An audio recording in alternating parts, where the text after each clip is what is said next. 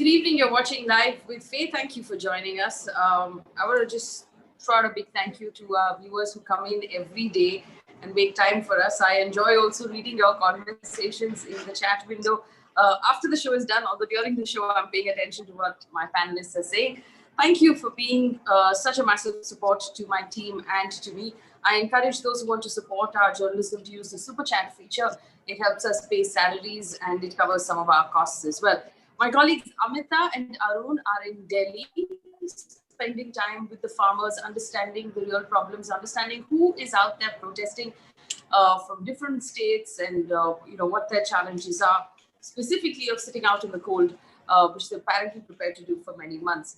I also want to tell you that their report back to me on the phone, at least, has been that it's a very friendly protest. There's a lot of help coming in from the citizens of Delhi. What Amita actually said is that it's difficult to walk 5 minutes without someone offering you something, badam milk or jaggery or something to keep you warm in this weather. So it's nice to know that that sort of,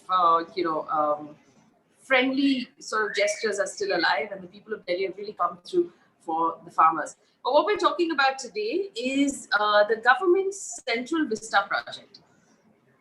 And I have to ask a very simple question today of why is the government so insistent on this project in this year? Now, to be fair, they came up with this last year. At that point, no one knew there was going to be COVID. No one knew we were going to sort of receive a setback worth 20 years in malnourishment numbers, in employment numbers, in poverty numbers. We're facing all of these problems. We have farmers protesting at this point, but the government is absolutely insistent that it wants to spend close to 1,000 crore rupees building a new parliament building and building, redoing all of the buildings in central Delhi. And I'm not even going to, we haven't even started talking about the issues that exist with the plan itself. Why does the government seem so tone deaf when it comes to what's happening in the country and what its priorities are? Now, also, I want to put forward that it would have been really nice to have someone representing the government in this conversation. We asked the BJP and we got turned down. None of them had the time to be part of this conversation. Surprise, surprise. All right, let me now bring in the rest of my panel as we ask the question of why the government is insisting. I also want to point out the Supreme Court, while giving its judgment yesterday that the government is allowed to do a groundbreaking ceremony, but not allowed to do any construction, expressed surprise that the government continued to make these plans while there were so many appeals before the Supreme Court, effectively making the matter sub judice. So let me bring in my panelists for this evening. Geeta, Luthra, senior advocate of the Supreme Court, bringing in the legal point of view. Rajiv, Bhakat, he's the founding partner of Studio Co. D. He's an architect and an urban designer who's also spent a lot of time examining this plan very, very carefully. Alpana, Kishore is a senior journalist and an urban activist who's written extensively about the subject. Rajiv Mishra is an RTI activist. As we know, I use Rajiv Mishra as the voice of the common man because his frustration, sort of mirrors the frustration of the common man right now. I welcome all of you. Thank you for making time to be part of this conversation with us. While we wait on Geeta Luthra to join us, if I may start with Alpana Kishore. Alpana, thank you for making time to join us. The Supreme Court expressed surprise that the government is so insistent, even when there are matters sub judice before the court. But the government has actually pushed the pedal a little bit this year during the pandemic instead of slowing this down. Do we know why that is?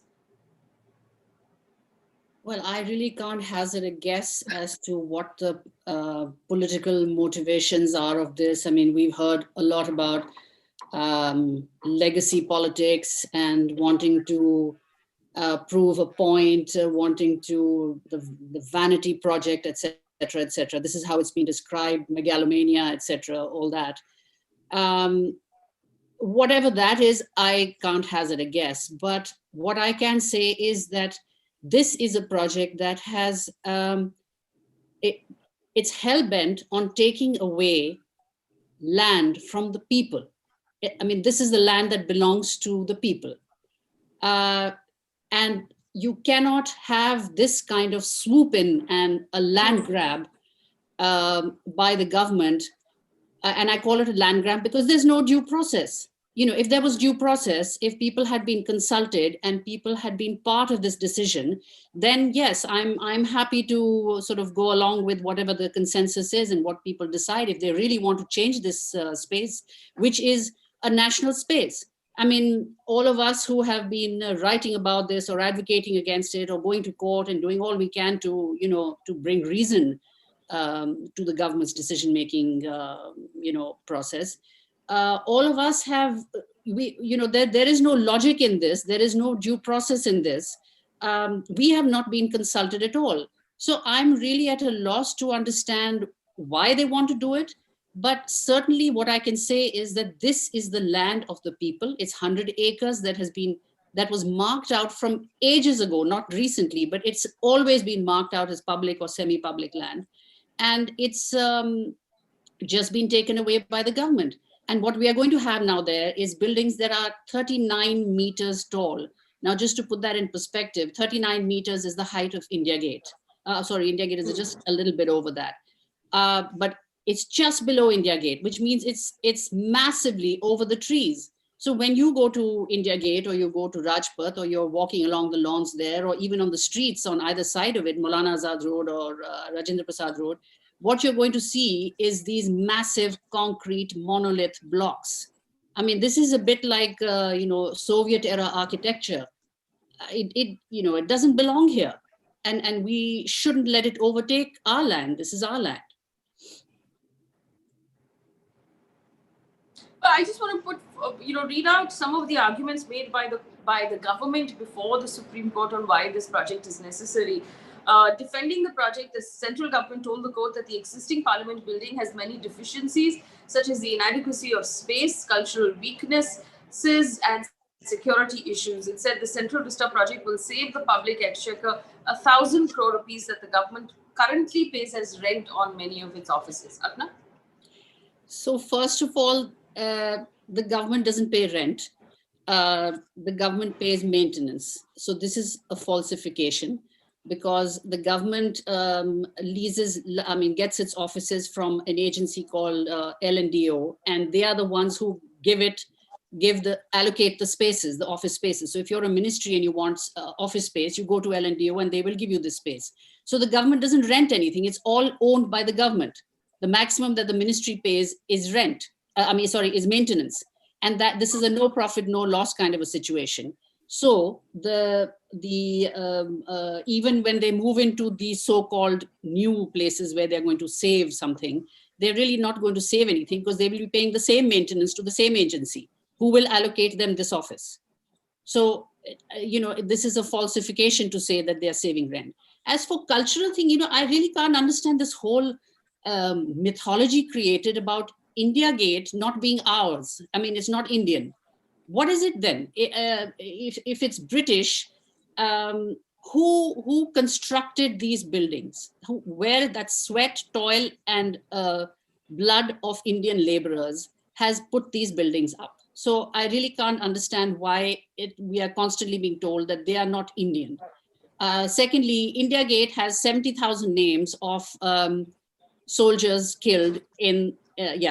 So these are our soldiers. Are they not our people? Are they not Indians? Aren't we honoring their valiant sacrifice?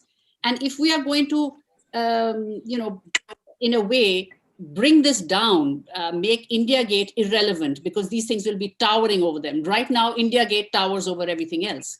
But if we are going to say that, no, we are going to dishonor this massive monument that's made for our people, that has the names of our soldiers who have sacrifice their lives. What is that then? I mean, how are we are demeaning both the laborers who built these monuments and this beautiful vista, these structures, and we are demeaning the soldiers whose names are on India Gate. So I can't understand this argument at all. And we have made it Indian. We are there at every protest. We are there at every celebration. The Indian citizens are flocking to that land, which is our national space. This is our area. And we go there to protest, to celebrate, to have fun, to enjoy ourselves. We've made it our space. It's not an alien space. It's not, this is ours. So I don't. Absolutely. There are a couple of comments coming in. Harish says every kingdom needs its monument to display its age of glory. I can't tell if that's sarcastic or he's being honest. Bharat Raval says the government's play with sarcasm, letting India know that the actual politics is in museums now. And Aman Peshawari has a very important point. He says, being the devil's advocate here, the museum that the government is proposing will generate employment and increase tourism. And we also know that there was an argument put forth by government that this construction itself will generate employment. But the main question, he says, if the government has reduced MP land right now, which is allowances that members of parliament get to do development work in their own constituencies, if the government has reduced MP land for lack of funds, how do they have money for this? What about the environment? What about the AQI index? So those are very important points. And before I begin, Rajiv, on the actual design, which I think we've seen for the first time now, Ms. Luthra has joined us. Ms. Luthra, good evening. Thank you for joining us. The Supreme Court's observation on the Central Vista project, expressing concern of the government proceeding aggressively, is the word used by the court, while petitions were still before the court. Do you believe that the government has made a lot of arguments right now saying this is really important? And I'm going to, as opposed to what I do normally, ask you for your personal opinion as well, because all of the advocates and the senior advocates of the Supreme Court spend a lot of time in that space. That's, where you go to and from court. What is the opinion right now, at least within the community, legal community, about this whole reconstruction thing that's coming forward? And what do you believe personally? So, personally, I know, let me first talk about those who have very strong opinions personally. And across board, I have come across lawyers who are so worried about what's being done and the manner in which it's being done that I feel that every citizen owes a duty to the state to speak up if they feel that what's being done is hurried, is not transparent, is not something, let's look at it. Every, taking the decade, every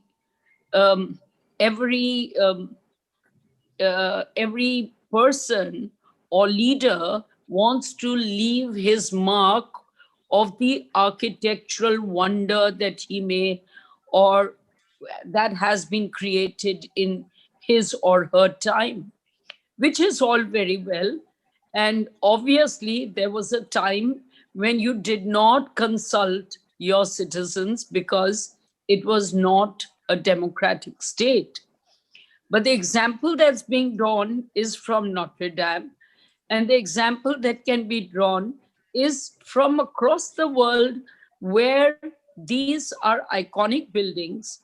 And therefore, people are feeling a lot of heartburn that perhaps this may be the best project. I can't say. It may turn out to be an iconic building which India would be proud of.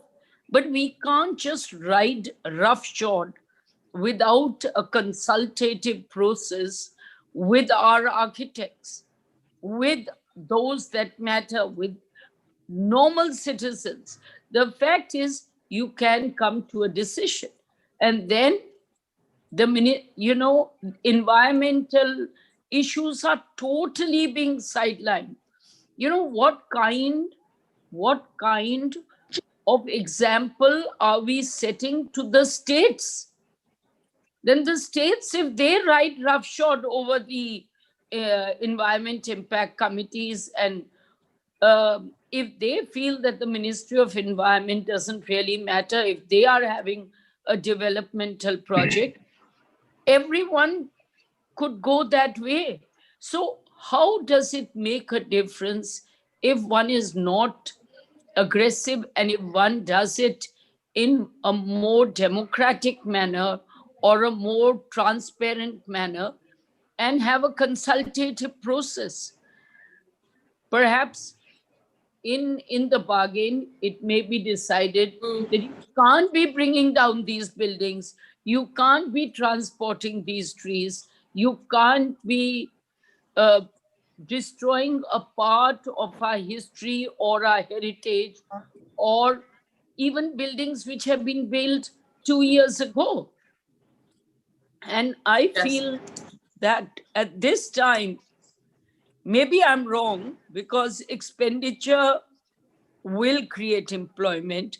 But at this time, when we are having such a crisis, I wonder, it's the best thing for a consultative process with economists, with architects, with the public, for whom these are symbols of where we may go, whether to remember, whether to have a candle march, whether to remember those who have laid down their lives for the country.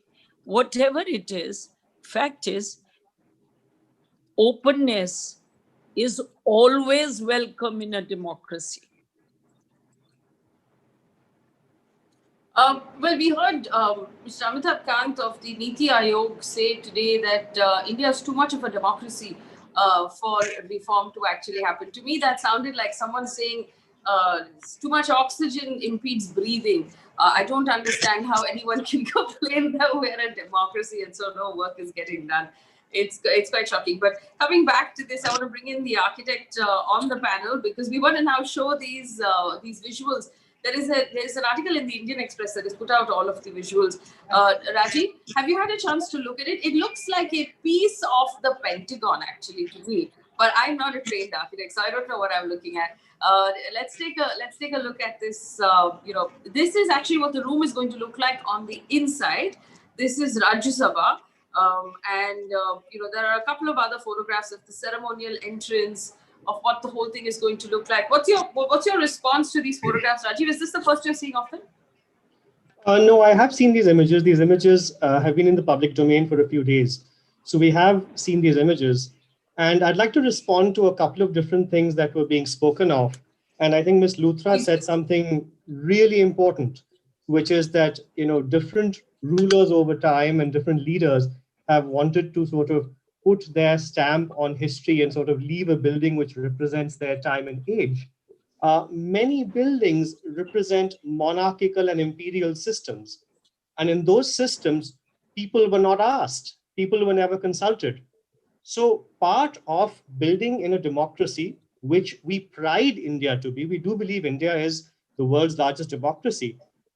This building is a symbol of a lack of democracy.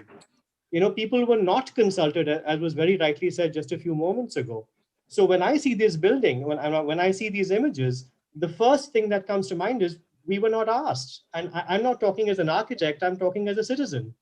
And in many Yes. projects all over the world of great significance, right from, the Notre Dame is a very recent example, but the World Trade Center in New York is a very, very famous example, where thousands of people were asked to submit designs. And the designs were then put up for discussion and display in public domain. There were large prints and models which were kept in the city. I myself, by the way, was there and I visited some of these exhibits, and we all gave opinions. And I wasn't a citizen of the country, I was just visiting. And even I noticed some opinions which I'm sure are there. So, the symbolic value of this, which is immediately apparent to me as an architect and an urban designer, is that this is not democratic. This is an undemocratic building. Then we come to the sort of architecture itself and the quality of architecture, which is Yes. what you're asking me. There's my personal opinion, and my personal opinion is it's a little banal. I don't see much of a symbol in it. I'm also, being in the trade, being in the profession, I think renderings are very naughty things. Buildings don't often turn out to be the way the renderings are. Renderings are done on these wonderful softwares these days, and they look quite different very often from what they're said to be. So I always reserve judgment. When I see a rendering, I think it's always best to step back and breathe it in. And if the render itself is looking banal, I really don't know where the building is going. That's my reaction to that.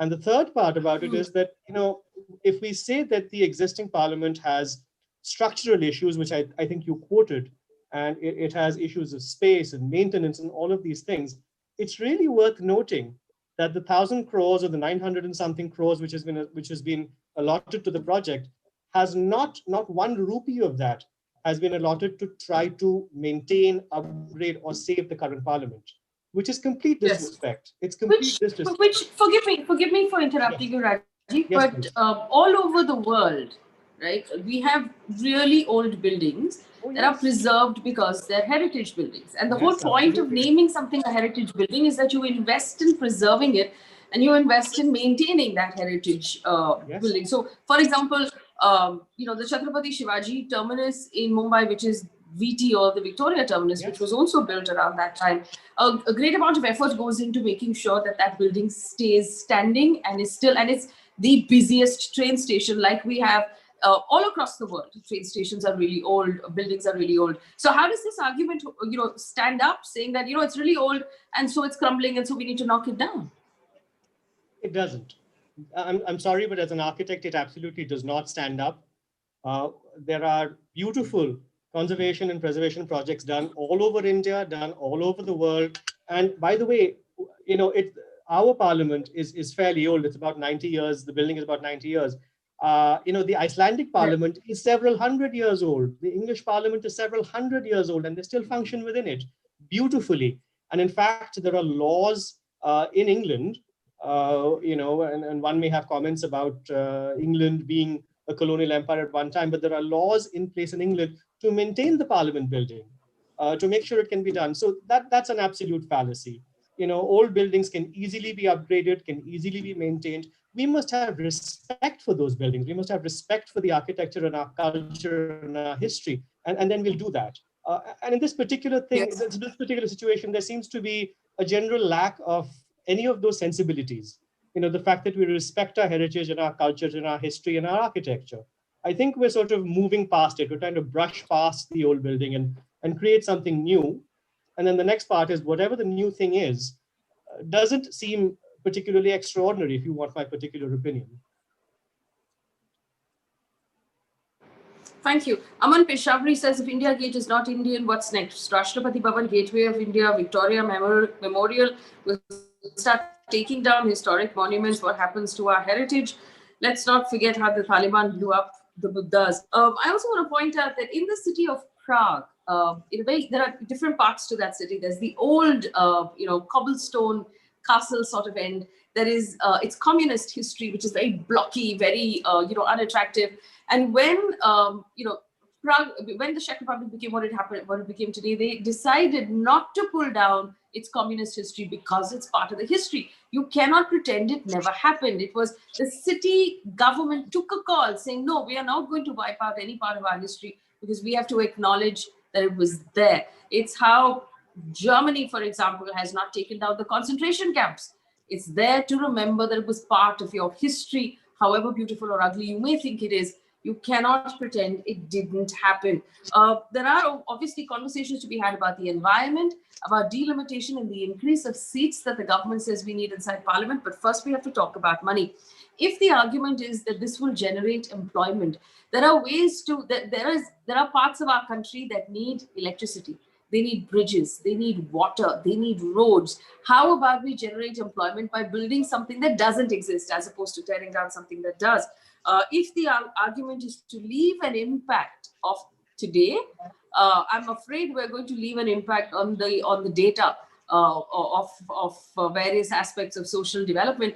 But why do we have to erase the impact of a previous age in order to leave an impact for today? And let's talk about money. That question that one of our panelists, one of our viewers put forward, government reducing MP lag, government also saying they don't have enough money to give GST to state governments. All governments are throwing their hands up and saying not enough tax coming in, we don't have money. Why are we spending on this? Rajiv Mishra, RTI activist, does it surprise you? Rajiv ji, ये जो government अभी बोल रहे हैं कि हम parliament नई parliament तो बना ही लेंगे, सुप्रीम कोर्ट कह रहे हैं कि आपकी इतनी जल्दी क्यों है, पैसे कहाँ से आएंगे? राजीव मिश्रा जी, मैंने अभी सबकी बात सुनी, मैं एक कॉमन मैन की हैसियत से आपको कुछ बातें बताना चाहता हूं। मुझे लगता है कि हमारे डेमोक्रेसी का जो सबसे बड़ा बिल्डिंग है वो हमारा कॉन्स्टिट्यूशन है, और हमारे कॉन्स्टिट्यूशन ने आर्टिकल 21 में बिल्कुल क्लियर किया है कि this is the duty of the government कि हमको एक हेल्दी एनवायरनमेंट में जीने का मौका दिया जाए। ये गवर्नमेंट की ड्यूटी है। अब मैं आपको फिर बताना चाहता हूं कि दिल्ली, मुंबई, कलकत्ता, ये सब ऐसे शहर हैं जो ओवर पॉपुलेशन वाले हैं और यहाँ ऑलरेडी ओपन स्पेसेस की बहुत भारी कमी है। जितना पॉपुलेशन के आधार पर जो ओपन स्पेस चाहिए उसकी बेहद कमी है। ऐसी स्थिति में जो ओपन स्पेस आपके पास बचे हुए हैं, आप बार बार आप देख रही हैं कि दिल्ली के एनवायरनमेंट को लेकर के आप लोग चर्चा करती हैं, सारी मीडिया पर चर्चा होती है कि दिल्ली का एनवायरनमेंट जो है काफी डिस्टर्बिंग चल रहा है। ऐसी स्थिति में इतने बड़े एरिया को जो ओपन स्पेस के रूप में आपके पास मौजूद है, उसको आप कंक्रीट का जंगल क्यों बनाना चाहते हैं? पहला मुद्दा तो ये है। दूसरा मुद्दा ये है फिर कि ये जो गवर्नमेंट है, इनको इकोलॉजी समझ में नहीं आती, इनको एनवायरनमेंट समझ में नहीं आता, इनको इकोनॉमी समझ में नहीं आता, इनको एम्प्लॉयमेंट समझ में नहीं आता। ये इन सब चीजों से बिल्कुल अलग है। इनका बस एक ही मकसद है कि हमने जो कह दिया वही सही। अभी आपको मैं बता दूं, सुप्रीम कोर्ट का में जब मामला पेंडिंग है, वैसी स्थिति में उनका जो ये जल्दबाजी है, मैं इसमें सुप्रीम कोर्ट को भी एक बात कहना चाहूंगा जरूर पे, कि सुप्रीम कोर्ट को अगर ऐसा लगता है कि ये मैटर जो है वो सुनने लायक है, तो ऐसी स्थिति में उनको स्टे देना चाहिए था, जो उन्होंने नहीं दिया। मेरा कहना सुप्रीम कोर्ट से, हाई कोर्ट से ये रहता है पे, जैसे आपको मुंबई कोस्टल रोड का अगर आप जिक्र करूं मैं, तो कोस्टल रोड में भी यही बात है। सुप्रीम कोर्ट स्टे नहीं दे रही है और वर्क करने दे रही है और फिर सुन भी रही है। ऐसी स्थिति में अगर वहां कुछ वर्क डेवलप कर जाता है, आगे बढ़ जाता है और सुप्रीम कोर्ट बाद में उसको रोक देती है, फिर उसका क्या फायदा? मेरा कुछ चीजें आपको फिर बताना चाहता हूँ। इकोनॉमी की बात अगर आप कहेंगी तो यही गवर्नमेंट है जिसने सबको यह आदेश पारित किया है कि कोरोना काल में अपने बजट को आप 33% कर दीजिए और 67% बजट जो है रिजर्व कर दीजिए कोरोना पेशेंट के देखरेख के लिए या उससे लड़ने के लिए। ऐसी स्थिति में इस गवर्नमेंट को इतनी हड़बड़ाहट क्यों है कि इस तरीके से, जब आप जान रहे हैं कि आपने सारे को बोला है कि बजट 33% किया जाए, फिर यह वर्क इतना इसेंशियल कैसे हो गया जिसके लिए आप तुरंत जो फाउंडेशन स्टोन है आप रखने को तैयार हो गए? हमारा कहना बिल्कुल ये है कि आज के समय में आपको सबसे पहले दिल्ली जैसे शहर में पहले तो आपको जो टाउन प्लानर हैं यहाँ के, उनको आपको एक मीटिंग बुलानी चाहिए थी, उनसे पूछना चाहिए था कि क्या इस प्रोजेक्ट से किसी तरह का इकोलॉजिकल इफेक्ट तो नहीं आएगा, किसी तरह का एनवायरमेंटल इफेक्ट तो नहीं आएगा। ये सारी चीजें जानना आपका काम था। दूसरा, आपको पब्लिक का सजेशन, ऑब्जेक्शन आपको मंगाना चाहिए था।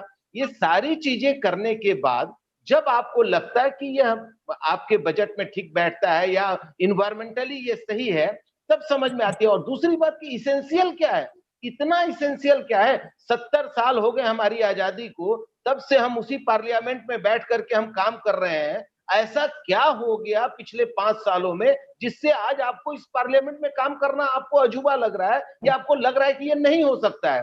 और ऐसा कौन सा बड़ा डिपार्टमेंट आपका फैल गया, बढ़ गया, जिससे आपको लग रहा है कि पार्लियामेंट छोटा हो गया? 545 एमपी हम लोग आज से नहीं सुनते आ रहे हैं। मैं जब 95, 91 में था तब से 545 एमपी हैं।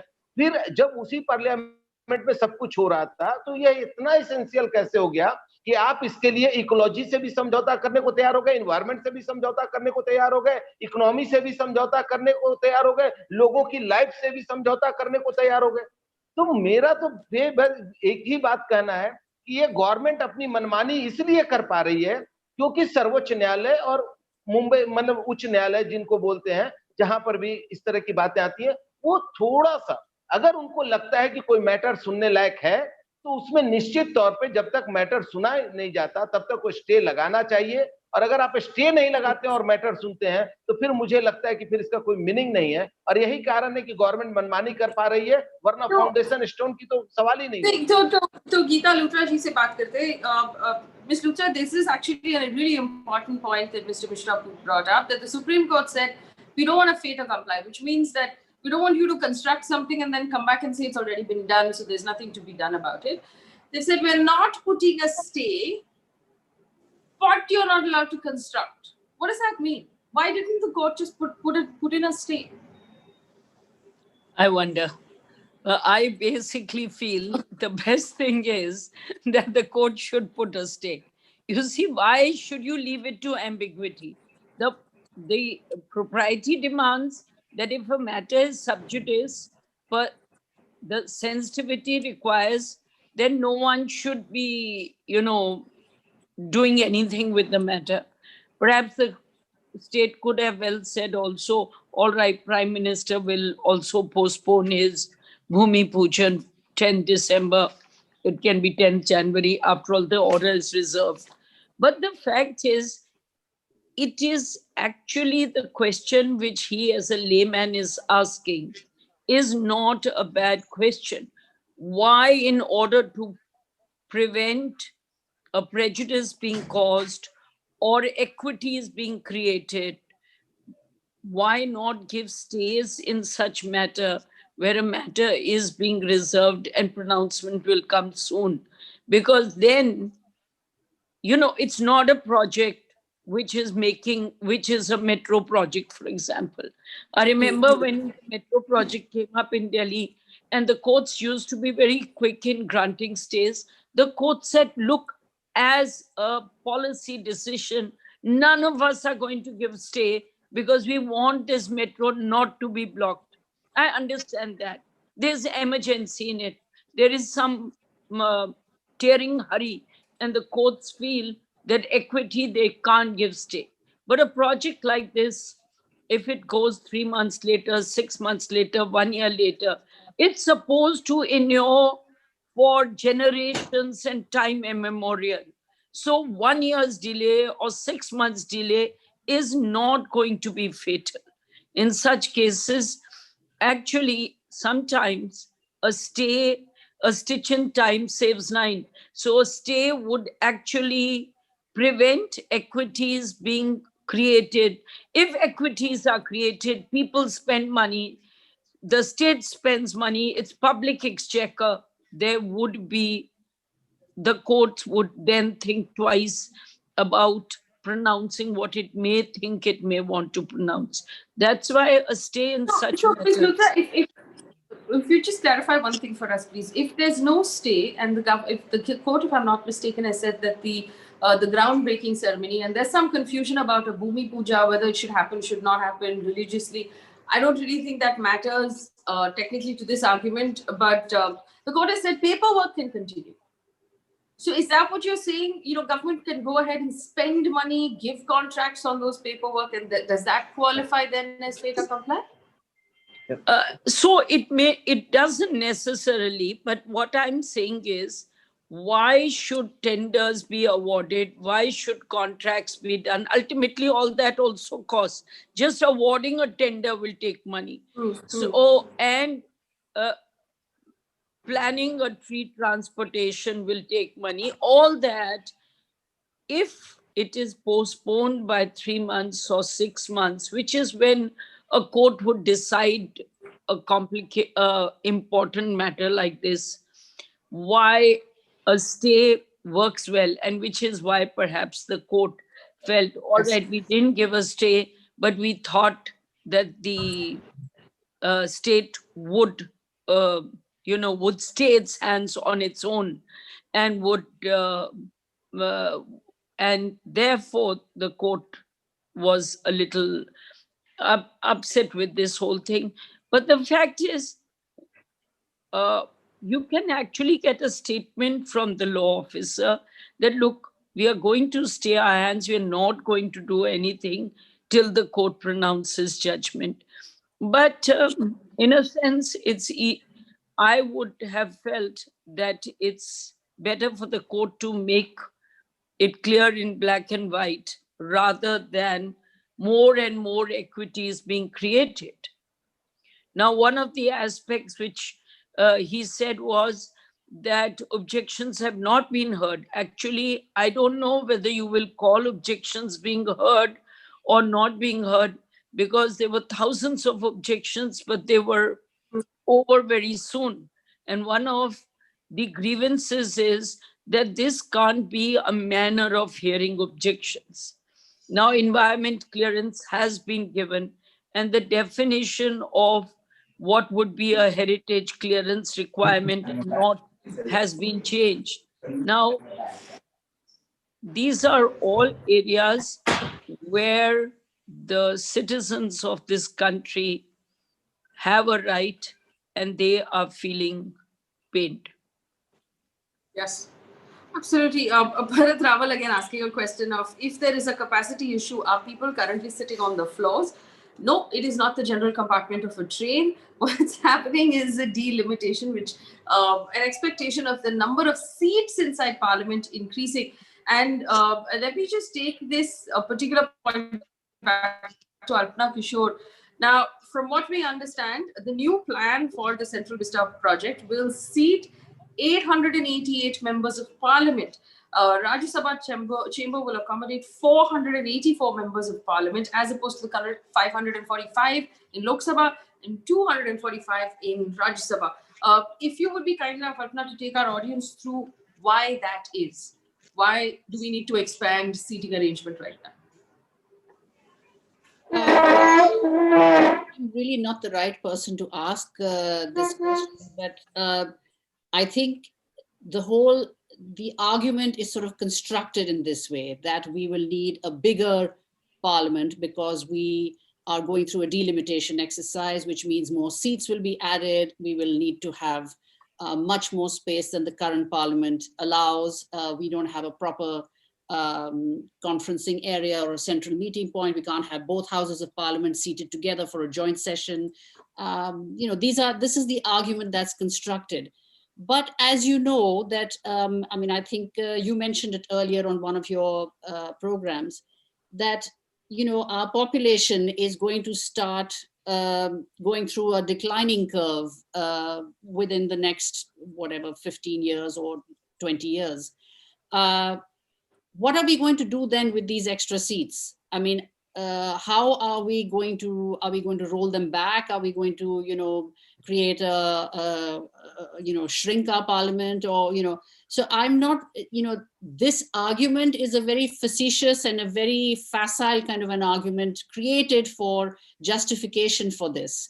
But, even if it's true, I don't see how our current parliament cannot be retrofitted if the British Parliament has been, if there are thousands of examples all over the world where your existing parliament, because it is such a symbol of your democracy, because the most important, in fact, every single important policy debate of our country has been held in this parliament. So the most historic ideas about our constitution, about debates over what kind of polity we are going to have by the most, the tallest of our leaders, have been held in this parliament. So it has a symbolism that you can't just throw away. And even if you need extra space, which I'm not understood this argument, and I know that people generally frame the argument in terms of modernization, change, and practicality. So the people say, well, so you need more space. Everything needs to be modernized. After all, things change. We are not in 1947 anymore. This is the sort of modernity argument. But I have to say that countries around the world don't buy this argument.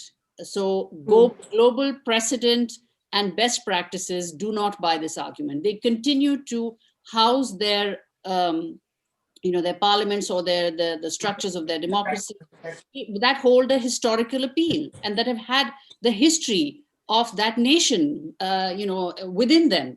So I think this argument of modernity, and everything can be done to this parliament, every single thing. It can be retrofitted, it can be expanded, whatever, every single thing can be done. The will has to be there. If you don't have the will and you are insistent that you want to create a parliament that is going to dwarf this one and make it block its view and demean its historicity, then then there's nothing you and I can say about it. That's the issue. So it's not a question of that we need more seats or we need we can't do it in this parliament. It's none of those arguments.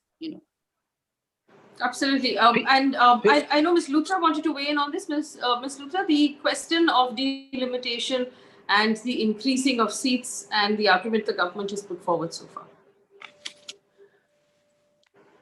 So I feel that actually, if you look at the parliament, 888, I mean, that can seat 888 people or 384, 484, whatever. These figures don't mean so much. You can, in the present parliament, you could obviously adjust such figures. And I think these arguments are not material. You have a huge, beautiful building, which is your parliament. It is an iconic building. The reason to go away from that just because you think you want a hexagon or a pentagon or a tripod or whatever can't be reasons which are arguments, which it's not even, it may be a modern building, but it is not, uh, it doesn't seem to be an architectural wonder. Now, the fact is, and that architectural wonder cannot not brook 6 months delay in consideration such that it can carry the people who are concerned and environment concerns with it. So that's why I feel this argument that it will house more or delimitation issues, I don't think these are the reasons. And present day, I mean, so it's really the Ministry of Finance, the government that has to decide. We can't say oranges and apples, everything, all money should go towards oranges and none to apples or whatever. These are not what a citizen can bring forth, but you can definitely say that this doesn't seem to be the right time for us to be investing money in a building which can await another 4 years or 5 years. Or Ms. Luthra, very quick question to you.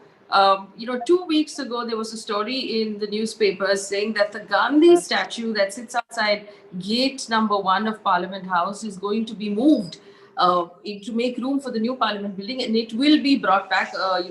Will the Supreme Court's instruction of you can't do any construction ensure that Gandhi is not moved? Does that cover it? So I don't think anything's going to be moved. I think they have to respect the Supreme Court. Supreme Court's been very categorical, and I'm sure this would be respected in letter and spirit insofar as this is concerned. Now, processes can go on.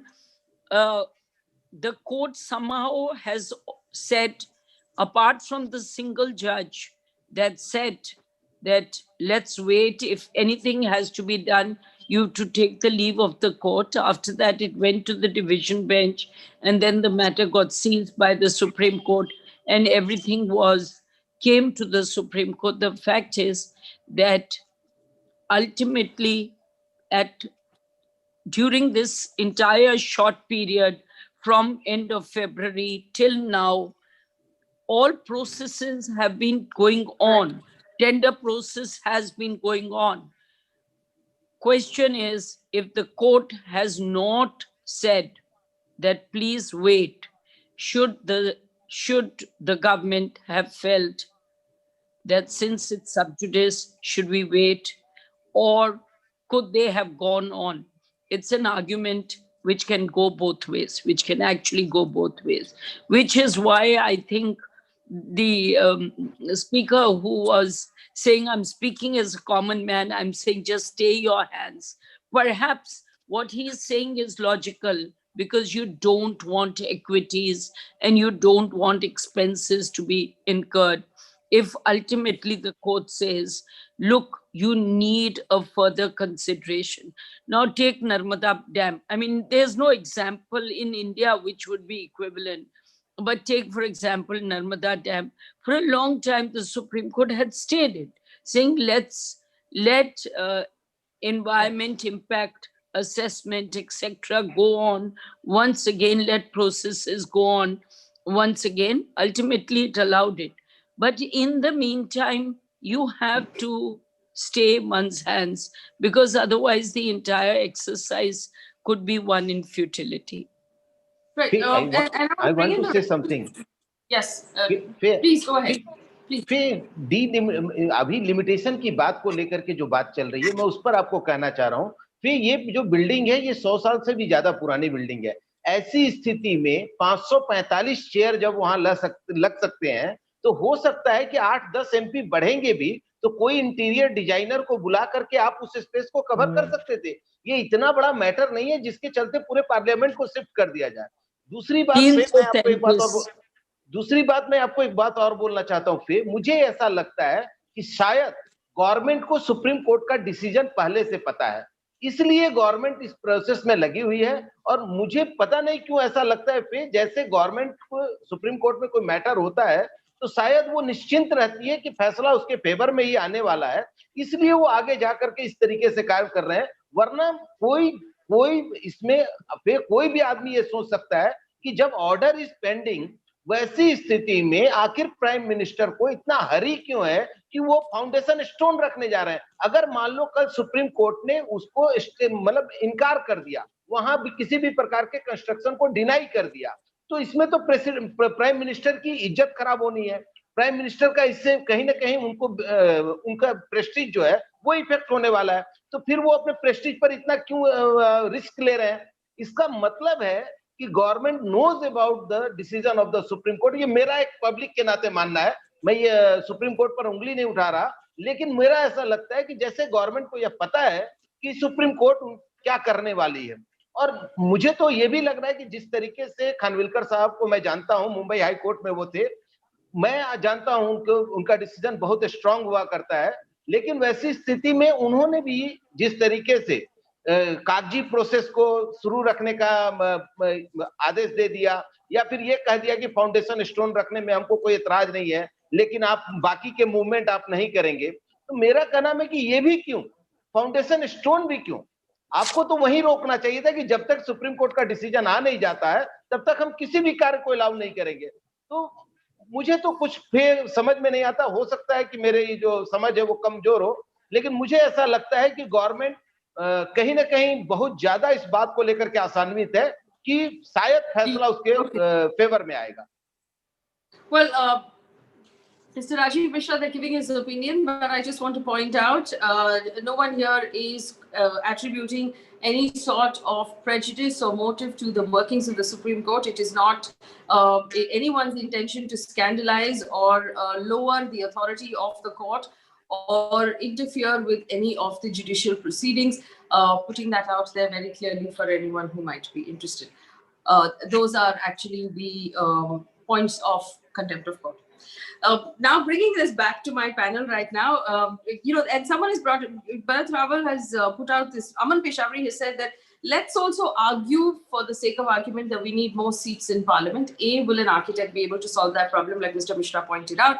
B, why are we redoing the vice president's residence and the prime minister's residence? Is that not adequate right now? In a year, when people are going hungry without work, people are going hungry without food, students are not being educated because they don't have access to a cell phone, because that's where our entire education has moved to for a year.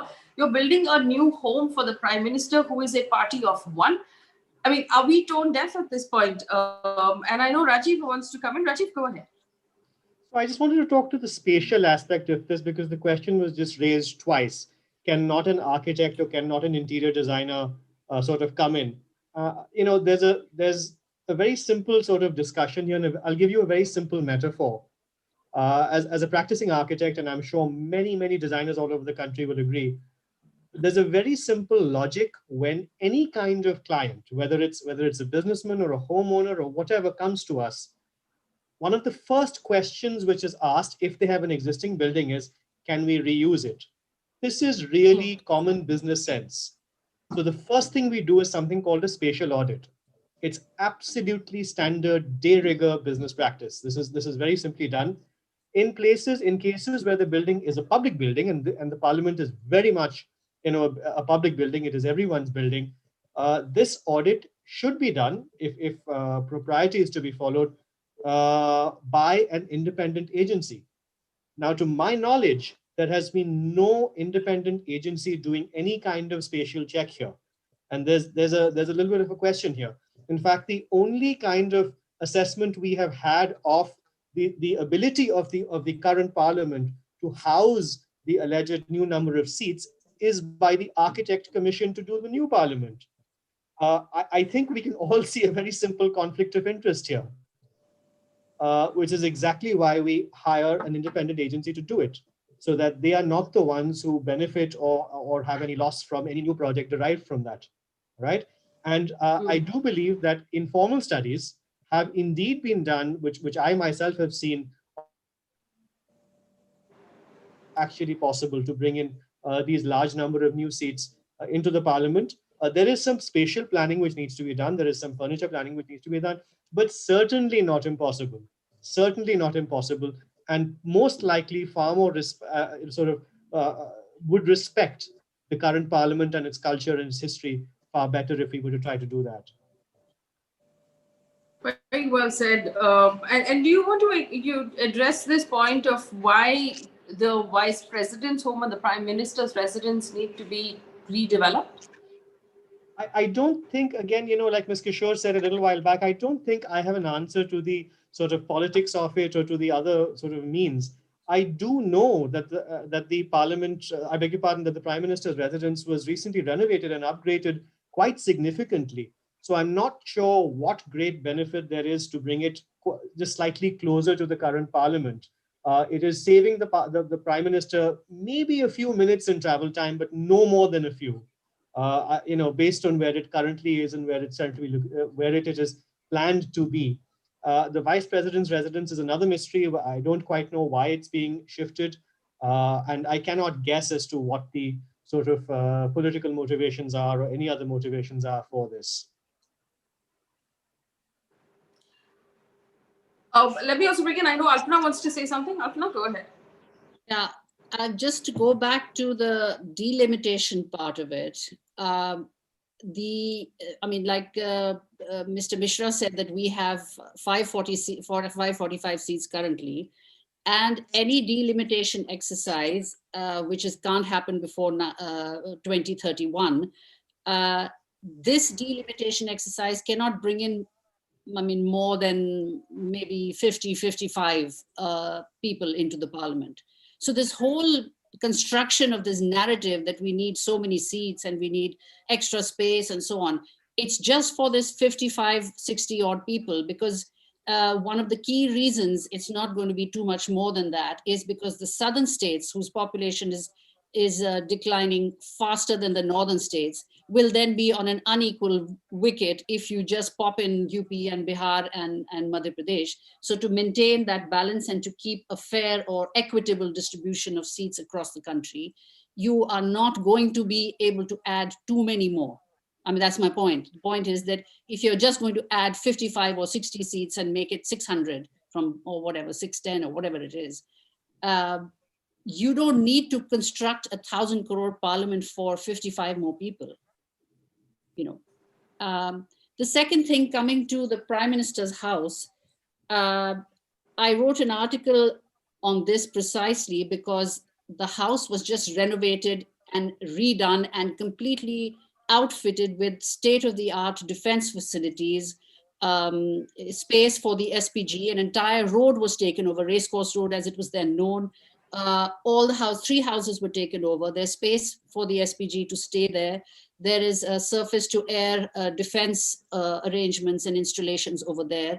There is an underground tunnel to Safdarjung Airport, for the safety of the Prime Minister.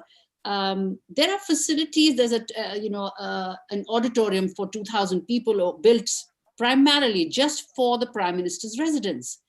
So, once you have built all this in, and the reason this was all done then is because till then, the Prime Minister's residence shifted with the Prime Minister. So whoever was elected, the Prime Minister's residence would shift to his house, and it became this hugely expensive traveling circus. So at some point, some sensible person said, look, this is stupid. Let's just make this place the place for the Prime Ministers of India. And so that's why it was specially created. Now, this is barely 15, 20 years ago. That's nothing. are we going to just throw that away? And, you know, all that expenditure then, which was, I mean, it was created at immense cost. So are we going to just throw that away and recreate it somewhere else? So again, this new Prime Minister's residence is going to have a state-of-the-art auditorium, state-of-the-art defense installations, underground tunnel, et cetera, you know, all these things, SPG. We're going to redo this entire thing in 20 years, which just makes no sense at all. फिर एक बात मैं इस पर कहना चाहूंगा, जो अभी अल्पना जी बोल रही थी उस पर मैं बोलना चाहता हूं कि आप देखो कि हमारे प्राइम मिनिस्टर ऐसे तो कहते हैं कि मैं तो फकीर हूं जी, झोला उठा करके चला जाऊंगा।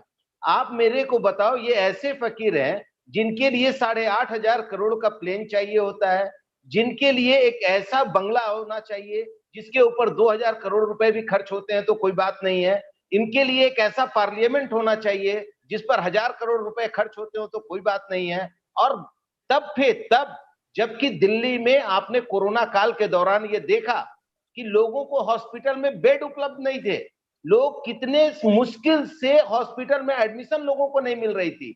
वैसी स्थिति में आप इस तरह के खर्चे की बजाय अगर 5 अच्छे हॉस्पिटल बना देते दिल्ली में तो शायद पूरा देश आपको वेलकमिंग करता, लेकिन आपने इसको नहीं सोच करके और इस तरह की फकीरी आप दिखला रहे हैं जिससे कि आम लोगों को कोई भी कहीं से भी उनके हित में ये डिसीजन नहीं है, इवन इन्वायरमेंट के हित में ये डिसीजन नहीं है, दिल्ली का जो पॉल्यूशन का प्रॉब्लम है उसके हित में ये डिसीजन नहीं है। ये सारी चीजों को आप कॉम्प्रोमाइज करके और आप कैसे फकीर हो और कैसे आप लोगों के सामने ये बात कहते हो कि मैं फकीर हूं जी, झोला उठा के चला जाऊंगा।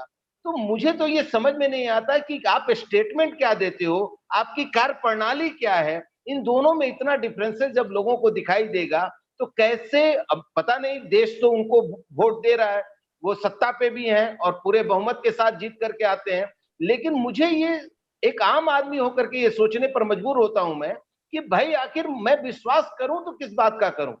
एक तरफ आप इस तरह की बातें करते हो, दूसरी तरफ आप इस तरह के नीडेड जिसको बोलते हैं, जिसको अर्जेंसी नहीं है, जिस पर उस पर आप इतना पैसा खर्च करते हो, और अर्जेंसी की जो चीजें हैं जैसे हॉस्पिटल है, एजुकेशन है, आप उसको लेकर के ठंडे पड़ते जा रहे हो। मुझे तो ये समझ में नहीं आता कि कैसा डिसीजन ले रही है केंद्र सरकार, क्यों इस तरह का डिसीजन लिया जा रहा है, ये मेरे समझ के बाहर है। और केवल केंद्र सरकार की बात मैं नहीं करता हूँ, महाराष्ट्र में भी आप देखने जाएंगी तो ये जो कोस्टल रोड का प्रोजेक्ट वगैरह है, ये आपको लगेगा, आपको ये मानना पड़ेगा कि ये अननेसेसरी एक्सपेंसेस है, बल्कि अब आपको मुंबई का जो भार है या दिल्ली का जो भार है इसको आपको कम करना चाहिए, इनके अगल बगल में कुछ डेवलपमेंट लाना चाहिए जिससे यहाँ का पॉपुलेशन जो है वो थोड़ा डाइवर्ट हो सके, लेकिन आप तो वो कर नहीं रहे। आप इन्हीं सिटीज में आप इतना ज्यादा भार बढ़ाते जा रहे हो और इन्हीं को और बड़ा कंक्रीट का जंगल। एक उदाहरण फिर छोटा सा दूंगा, मुंबई में जो मिल लैंड थे, मिल लैंड, जब 600 एकड़ मिल लैंड फ्री हुए यूएलसी से, तब हम लोगों ने क्या कहा था कि भैया इसका फायदा हम गरीबों को निवास देने में, गरीबों को निवास की जरूरत है, सब झोपड़पट्टी में रहते हैं, तो उनको हम एक छोटा सा अच्छा सा घर दे सके, इसके लिए मिल लैंड को फ्री करना जरूरी है। आज क्या हुआ फिर मिल लैंड में, आप जाकर के देखो, वहां के टावर देखो, वहां की सारी चीजें देखो, कौन सा गरीब उस मिल लैंड में बस रहा है। तो मैं तो केवल फिर आपको इतना कहूंगा कि जो भी सरकारें हैं वो दिखाती जनहित हैं, लेकिन हित उनका होता है, बाकी जनहित को तो इससे कोई मतलब ही नहीं रहता। This is very, if none of our panelists have anything else to add, we'll wrap up here. I just want to, like Rajiv Mishra said, I want to list out a couple of things really that we need to focus on at this point. Hospitals, very well said. If anything, if we've learned anything in the last 1 year, it's how badly equipped we are when it comes to public hospitals and how badly funded we are when it comes to public hospitals, because most of the people in our country cannot afford private healthcare. 2, a vaccine. We need to spend upwards of 1 lakh crore rupees on vaccines for our entire country, not just buying the vaccine, administering it, the needles, the syringes, transporting it, cooling it, training people to actually administer 2 doses of vaccine, tracking the person who has received 1 dose to make sure they receive the 2nd dose as well. This is going to cost a large amount of money and attention. Education solutions, like I keep pointing out, it is a travesty in our country right now that only those with devices that are connected to the internet and data have been able to receive an education over the last 1 year. And we're all pretending like this is okay. Malnourishment, India's numbers of malnourishment have gotten much worse. Many thousands and lakhs of children in our country who relied on the midday meal did not receive the midday meal in the last 1 year, and this will impact the rest of their lives. These are problems that need immediate solutions. Our economy and unemployment as well. This is what the government should be focusing on, not the photo op of actually having a Bhumi Puja at a time when people are starving in this country. We're going to keep an eye on this and keep bringing you more stories of the development as it happens. I want to thank my panelists. I want to particularly call out and thank Aman Peshawari for being so generous on the Super Chat feature and supporting us. Thank you all for joining. We will be back tomorrow at the same time. Thanks for watching. Good night. Thank you.